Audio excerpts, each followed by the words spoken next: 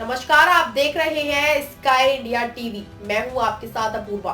आइए देखते हैं आज की ताजा खबर। अध्यात्म की पावन सलीला और अटूट श्रद्धा के पावन संगम तट चरित्रार्थ पावन धाम निगवानी इन दिनों दिव्य ऊर्जा से अभिसिंचित है। यहाँ आयोजित 11 कुंजीय श्री राम महायज्ञ एवं श्रीमद् भागवत कथा ज्ञानी अपने आध्यात्मिक चरमोत्कर्ष पर पहुंच चुका है।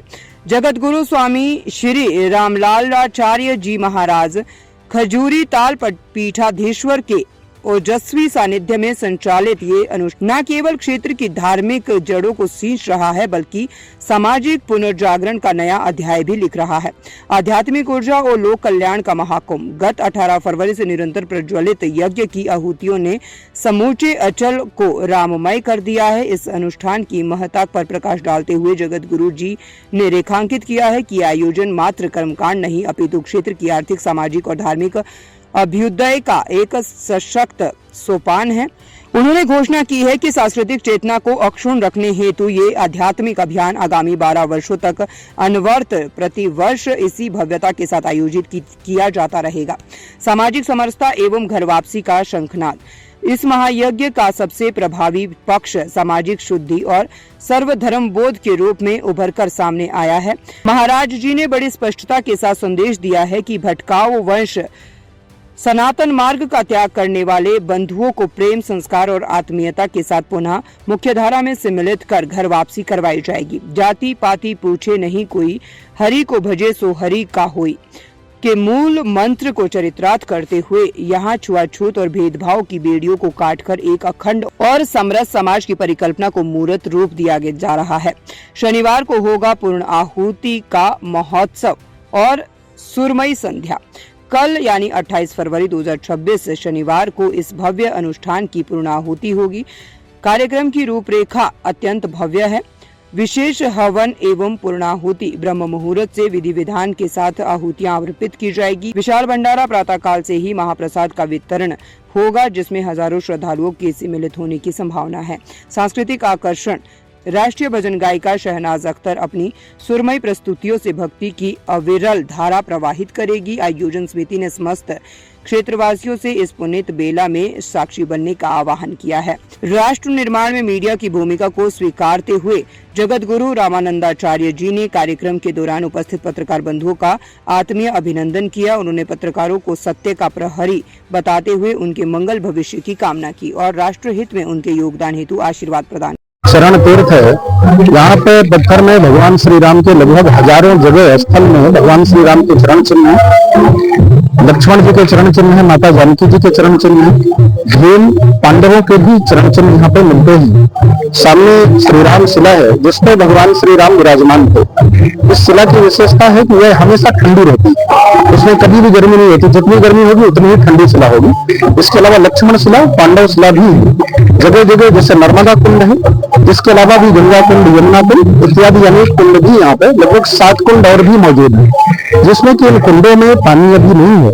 ग्रामीण क्षेत्र के लोगों का बताना है कि कभी किसी महिला ने किसी पे टट्टी कर दिया, कि पेशाब कर दिया, ऐसी गंदी चीजें थूक दिया, तब से वहाँ का पानी सूख गया। लेकिन नर्मदा कुंड का पानी अभी भी जीवंत है, या चलता है पानी, उसमें भी देखने को मिलता है। बड़े से बड़े सिद्ध महापुरुष है, उनकी प्रेरणा से ही हमने संकल्प किया है कि 12 वर्ष तक यहाँ पे कार्यक्रम करेंगे। तो 12 वर्ष के कार्यक्रम से हमारा विशेष उद्देश्य क्या है कि क्षेत्र बहुत ही गरीब क्षेत्र है, यहाँ के श्रद्धालु जनता जो है बहुत श्रद्धावान, आस्थावान है। तो 12 वर्ष के कार्यक्रम से ग्रामीण क्षेत्रों का विकास भी हो जाएगा। बाहर से जो लोग हैं, क्योंकि ये दूसरा चित्रकूट हम इसे कह सकते हैं, क्योंकि चित्रकूट में भगवान श्री राम के उतने चरण चिन्ह नहीं है जितने यहाँ पे चरण चिन्ह है। पूरे भारत देश में कहीं भी आपको अन्य स्थलों में भगवान श्री राम के चरण चिन्ह इतने नहीं मिलेंगे। कहीं पे 2-4 हैं, कहीं पे 5 है, कहीं पे 7 हैं, लेकिन इतने तादाद पे चरण चिन्ह कहीं भी नहीं। इसके अलावा जैसे दानगिरी जी महाराज, सिद्धों की प्रेरणा से हमें पता चला है कि दानगिरी, पहले प्राचीन काल में दानगिरी पर्वत थे जिनकी आकृति भी उभरी हुई है, आप जाके देख सकते हैं। गजानन महाराज की आकृति उभरी हुई है, शेष नाग जी की आकृति उभरी हुई है। इसके अलावा हनुमान जी महाराज हैं, आपके यहाँ पे गरुड़ जी महाराज हैं। तो ऐसे देवताओं की आकृतियां उभरी हुई है। आज ही अभी हमें पता चला कि कई जगह पे यहाँ पे ओम लिखा हुआ है। तो अभी हमने वो पेंटर आए हुए उनसे बोल दिया थोड़ा सा होकर दीजिए तो दर्शन होता रहेगा। त्रिशूल का चिन्ह, ओम का चिन्ह एवं राम शब्द भी पत्थरों में लिखा हुआ है। तो ऐसी सिद्ध भूमि है, इतनी बड़ी सिद्ध भूमि तो भारत देश में अगर खोजेंगे तो मैंने अभी कहीं नहीं देखा है, मुझे दर्शन करने को नहीं मिला।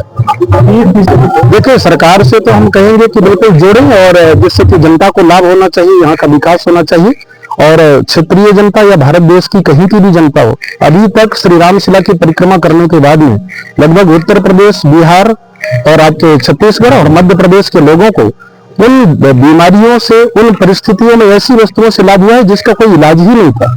बहुत सारे ऐसे भक्त थे जो कि कई दरबारों में जा चुके, कई झाड़ में फूकने वालों से उन्होंने करवाया इलाज, लेकिन उनको कोई लाभ नहीं हुआ। मात्र यहाँ पे परिक्रमा लगाने के बाद में उनको लाभ हो गया।